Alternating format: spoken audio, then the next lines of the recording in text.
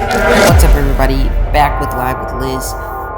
Story as old as time. Squatters' rights in the U.S.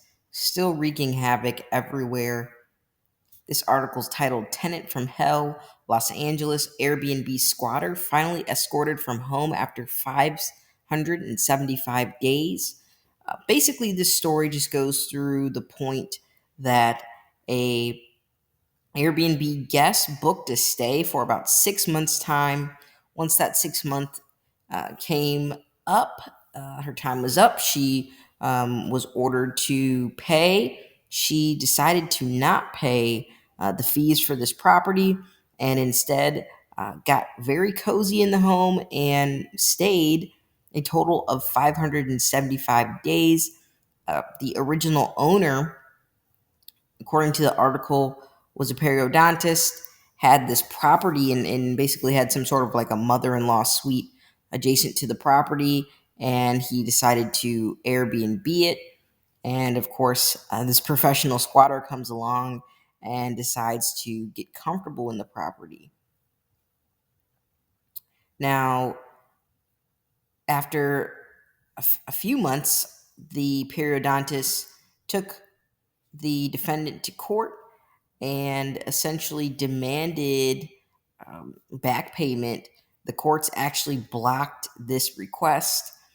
He then went back to court and demanded essentially for her to move out and to get back payment.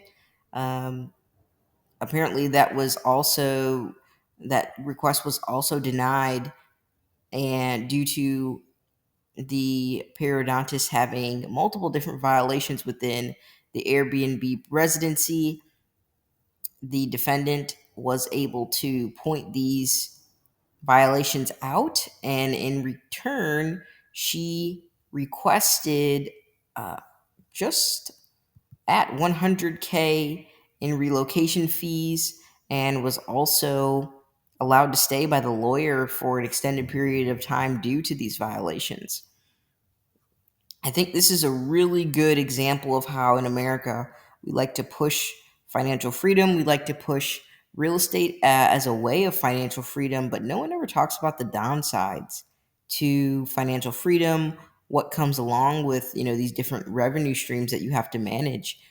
Now it looks like I mentioned, this guy here, he was a professional, working professional out of the LA area, decided to rent out a piece of property, and it totally backfired on him. And when dealing with different cities, depending on where you live, there's different aim. This city, Los Angeles, is seen as a haven city or a city of angels. Basically, there's a lot of more laxed rules around rent, housing. There's a lot of lax rules around immigration. Basically, just being a haven city. Um, During the original filing of this case, it looks like it was around 2021. LA County was tightening up and allowing different. It looks like they had different ordinances going on around the time, and they were specifically in a rent stabilization ordinance. So the defendant was able to get away with a lot of these different tricks that she had up her sleeve, if you will. You know, this is something to be aware of. I've dealt with squatters myself when dealing with different pieces of real estate.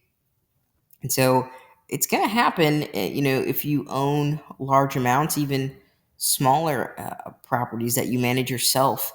It is quite tricky at times. And so this kind of just sheds light on this problem that we have in the US here. Squatters' rights are a real thing. There's no laws against, once you're in a property and you're legally allowed in that property, depending on the city or state that you're in, you then have claim to that property, although your name is not on that mortgage. So, something to be aware of, something I like to point out. Uh, there's many ways around this, legal and illegally, but the best way, I do not advise anything outside of what is legal. But the best way to deal with these kind of situations is to take it to court and just be prepared, avoid any sort of violations, and that's really the best you can do.